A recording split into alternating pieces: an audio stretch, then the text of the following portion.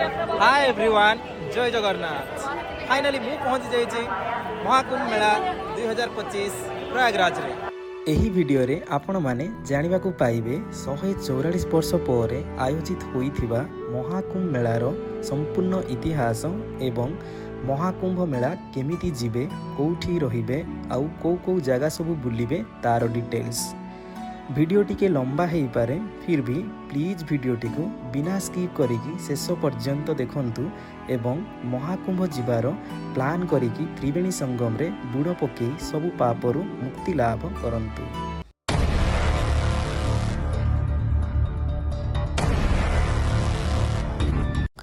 ମହାକୁମ୍ଭ ମେଳା ଉତ୍ତରପ୍ରଦେଶର ପ୍ରୟାଗରାଜରେ ଜାନୁଆରୀ 13ରୁ ଆରମ୍ଭ ହୋଇଛି ଏବଂ ଏହି ମେଳା 45 ଦିନ ଧରି ଚାଲିବ, ଯେଉଁଟାକି 26 ଫେବୃଆରୀ ମହାଶିବରାତ୍ରି ଦିନ ଶେଷ ହେବ। ଏଥିରେ ଦେଶ ବିଦେଶରୁ ପ୍ରାୟ 50 କୋଟିରୁ ଅଧିକ ଲୋକ ସାମିଲ ହୋଇସାରିଛନ୍ତି ଏବଂ ଆଗକୁ ଆହୁରି ମଧ୍ୟ ସାମିଲ ହେବେ। ତେବେ ଚାଲନ୍ତୁ ଜାଣିବା ଏହି ପବିତ୍ର ମେଳାର ସମ୍ପୂର୍ଣ୍ଣ ଇତିହାସ। ପୁରାଣ ଶାସ୍ତ୍ରରେ କୁହାଯାଇଛି ଯେ ଥରେ ଭଗବାନ ଇନ୍ଦ୍ର ତାଙ୍କ ହସ୍ତୀ ଐରାବତରେ ବସି ଯାଉଥିବା ବେଳେ ଦୁର୍ବାସା ଋଷିଙ୍କୁ ଭେଟିଥିଲେ ଏବଂ ଦୁର୍ବାସା ଋଷି ତାଙ୍କୁ ଆଶୀର୍ବାଦ ସ୍ୱରୂପ ଫୁଲମାଳଟିଏ ପ୍ରଦାନ କରିଥିଲେ। ଭଗବାନ ଇନ୍ଦ୍ର ସେହି ଫୁଲମାଳଟିକୁ ଗ୍ରହଣ କରି ନିଜ ହସ୍ତୀର ଶୁଣ୍ଡରେ ଦେଇଥିଲେ। ହେଲେ ଫୁଲମାଳର ସୁଗନ୍ଧରେ ହସ୍ତୀକୁ ମହୁମାଛିମାନେ ବହୁତ ହଇରାଣ କଲେ। ତେଣୁ ହସ୍ତୀ ସେହି ଫୁଲମାଳଟିକୁ ତଳେ ପକାଇ ଦେଇ ତା ଉପରେ ଚଢ଼ି ଚାଲିଗଲା। ଏହା ଦେଖି ଦୁର୍ବାସା ଋଷି ରାଗିଯାଇ ଭଗବାନ ଇନ୍ଦ୍ର ଏବଂ ଅନ୍ୟ ସବୁ ଦେବତାମାନଙ୍କୁ ଅଭିଶାପ ଦେଲେ। ତେଣୁ ଦେବତାମାନେ ସେମାନଙ୍କର ସମସ୍ତ ଶକ୍ତି ହରାଇ ବସିଲେ ଏବଂ ଶକ୍ତିହୀନ ହୋଇଗଲେ। ଏହାର ସୁଯୋଗ ନେଇ ଅସୁରମାନେ ଦେବତାମାନଙ୍କ ଉପରେ ଆକ୍ରମଣ କଲେ ଏବଂ ସେମାନଙ୍କଠାରୁ ସବୁ ଛଡ଼େଇ ନେଇଗଲେ।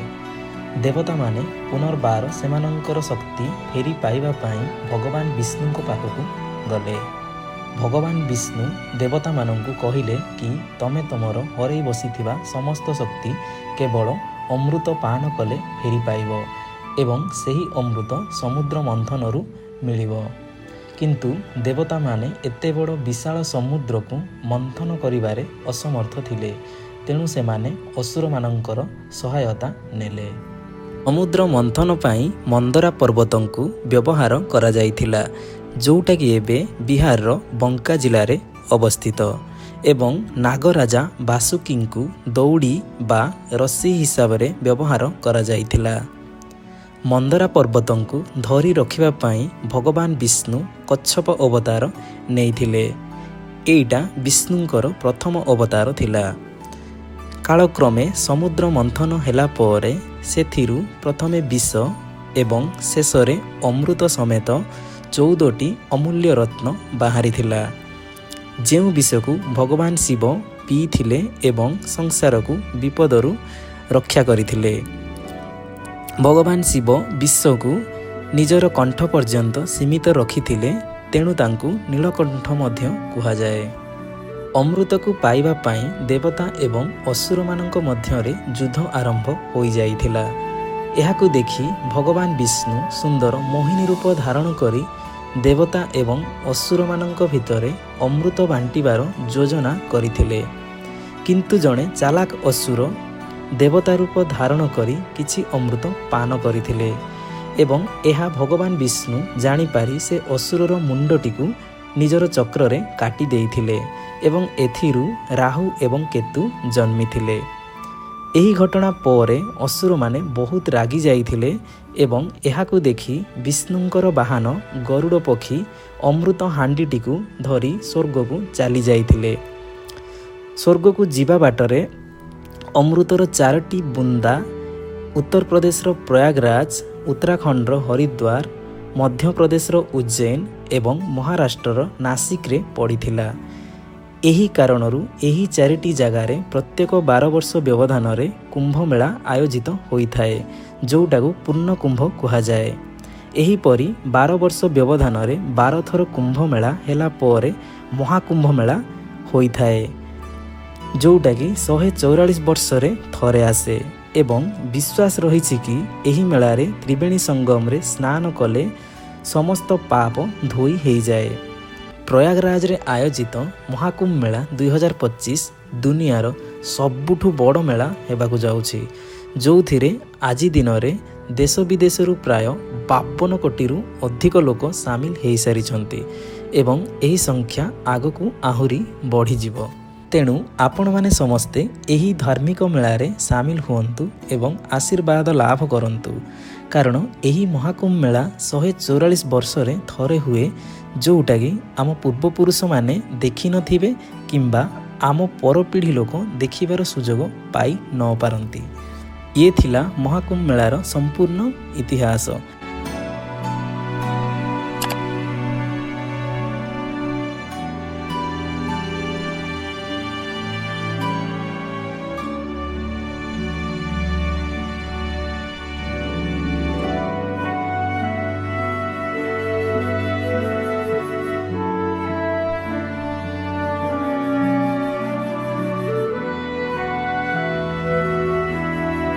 ଏବେ ଆମେ ଜାଣିବା, ଯଦି ଆପଣମାନେ ମହାକୁମ୍ଭ ମେଳା ଯିବାର ପ୍ଲାନ୍ କରୁଛନ୍ତି ଦେନ୍ କେମିତି ଯିବେ, କେଉଁଠି ରହିବେ ଏବଂ କେଉଁ ପ୍ଲେସେସ୍ ସବୁ ବୁଲିବେ।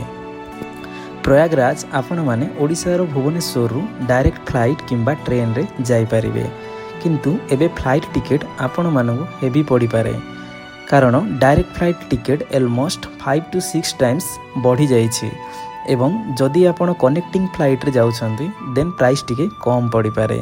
ଯେମିତିକି ଆମେ ଯାଇଥିଲୁ, ଯାହାର ୱାନ୍ ୱେ ପ୍ରାଇସ୍ ଥିଲା 17,000 ପର୍ ପର୍ସନ୍। ଯଦି ଆପଣମାନେ ଟ୍ରେନରେ ଯିବାକୁ ଚାହୁଁଛନ୍ତି ଦେନ୍ ପ୍ଲିଜ୍ କନଫର୍ମ ଟିକେଟ୍ ନେଇକି ଯାଆନ୍ତୁ ଏବଂ ଫାର୍ଷ୍ଟ କ୍ଲାସ୍ ଅର୍ ସେକେଣ୍ଡ କ୍ଲାସ୍ ଏସିରେ ହିଁ ଯାଆନ୍ତୁ, କାରଣ ଟ୍ରେନରେ ବହୁତ ଭିଡ଼ ହୁଏ, ଯେଉଁଟାକି ଆପଣମାନେ ଇମାଜିନ୍ ବି କରିପାରିବେନି। ପ୍ରୟାଗରାଜ ଆପଣମାନେ ଡାଇରେକ୍ଟ ବସ୍ରେ ବି ଯାଇପାରିବେ, ଯେଉଁଟାକି ସ୍ପେଶାଲ କୁମ୍ଭ ମେଳା ପାଇଁ ଚାଲୁଛି। ପ୍ରୟାଗରାଜ ଯିବା ପୂର୍ବରୁ କନଫର୍ମ ହୋଟେଲ ବୁକିଂ ନେଇକି ଯାଆନ୍ତୁ, ବିକଜ୍ ଏବେ ପ୍ରୟାଗରାଜରେ ହୋଟେଲର ବହୁତ ଡିମାଣ୍ଡ ଚାଲିଛି ଆଣ୍ଡ ପ୍ରାଇସ୍ ବି ହେଭି ଅଛି। ମେଳା ପଡ଼ିଆ ପାଖାପାଖି ହୋଟେଲ ନ ନେଇକି ଟିକେ ଡିଷ୍ଟାନ୍ସରେ ନେଲେ ଆପଣଙ୍କୁ ଟିକେ ଶସ୍ତାରେ ମିଳିଯିବ। ହୋଟେଲ ଆମକୁ 4,000 ଟଙ୍କାରେ ମିଳିଥିଲା ଫର୍ 2 nights, ଯେଉଁଟାକି ମେଳା ପଡ଼ିଆରୁ ଆପ୍ରୋକ୍ସିମେଟଲି 15 କିଲୋମିଟର ଡିଷ୍ଟାନ୍ସରେ ଥିଲା। ମେଳା ପଡ଼ିଆରେ ଆପଣମାନେ ଗଭର୍ଣ୍ଣମେଣ୍ଟର ଟେଣ୍ଟରେ ବି ରହିପାରିବେ, ଯାହାର ପ୍ରାଇସ୍ 100 ଟଙ୍କା ରହିଛି, କିମ୍ବା ନିଜର ଟେଣ୍ଟ ନେଇକି ବି ଫ୍ରିରେ ରହିପାରିବେ। ମୋଷ୍ଟ ଇମ୍ପୋର୍ଟାଣ୍ଟଲି, ଯଦି ଆପଣ କୁମ୍ଭମେଳା କିମ୍ବା ସଙ୍ଗମରେ ସ୍ନାନ କରିବାକୁ ଯାଉଛନ୍ତି ଦେନ୍ ପ୍ଲିଜ୍ ବ୍ୟାଗ୍ରେ ହେଭି ଜିନିଷ ନେଇକି ଯାଆନ୍ତୁନି ଆଣ୍ଡ କମ୍ଫର୍ଟେବୁଲ୍ ସୁଜ୍ ପିନ୍ଧିକି ଯାଆନ୍ତୁ, ବିକଜ୍ କୁମ୍ଭମେଳାରେ ଆପଣଙ୍କୁ ମିନିମମ୍ 20ରୁ 25 କିଲୋମିଟର ଚାଲିବାକୁ ପଡ଼ିବ, ଦାଟ୍ ଟୁ ପ୍ରବଳ ଭିଡ଼ ଭିତରେ। ସଙ୍ଗମରେ ସ୍ନାନ କରିବା ପାଇଁ ଯେତେ ଶୀଘ୍ର ହେବ ସକାଳୁ 4ରୁ 5 ଭିତରେ ହିଁ ହୋଟେଲରୁ ବାହାରି ଯାଆନ୍ତୁ, ବିକଜ୍ ତାପରେ ଏତେ ଗହଳି ହେଇଯାଉଛି ଯେ ଆପଣମାନଙ୍କୁ ସ୍ନାନ କରିବା ପାଇଁ ବହୁତ କଷ୍ଟ ହେଇଯିବ। ଗୋଟେ କଥା ମାଇଣ୍ଡରେ ରଖିବେ, ଯଦି ଆପଣ ତ୍ରିବେଣୀ ସଙ୍ଗମରେ କୌଣସି କାରଣରୁ ବି ସ୍ନାନ କରିପାରୁନାହାନ୍ତି ଦେନ୍ ଗଙ୍ଗା ଓ ଯମୁନା ନଦୀ ସାଇଡ଼୍ରେ ବି ସ୍ନାନ କରିପାରିବେ, ବିକଜ୍ ଓନ୍ଲି ତ୍ରିବେଣୀ ସଙ୍ଗମରେ ହିଁ ସ୍ନାନ କରିବେ ସେମିତି କିଛି ନାହିଁ, ସେ ପ୍ଲେସ୍ର କେଉଁ ବି ଜାଗାରେ ଆପଣମାନେ ସ୍ନାନ କରିପାରିବେ।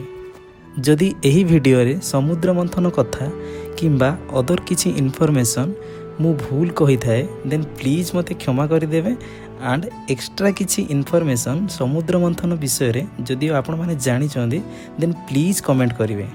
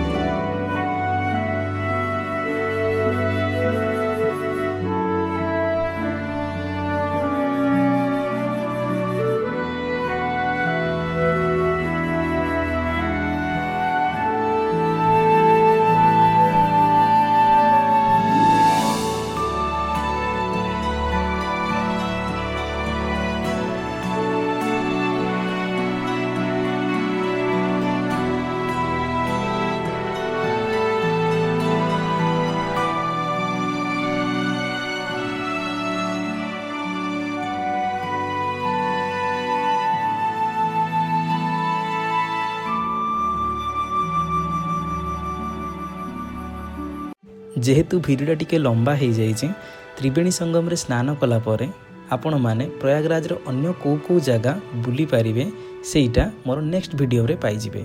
सो stay tuned for that. Finally last रे एतिकी रिक्वेस्ट करूची कि प्लीज समस्ते एही भिडियोटी को भल्लरे शेष पर्यंत देखंतु एवं भिडियोटी आपनकु केमिति लागिला निश्चय कमेंट करी जणांतु एवं भिडियोटी को आपनकर फ्रेंड्स और रिलेटिव मानकु बहुत मात्रा रे शेयर करंतु। हर हर महादेव।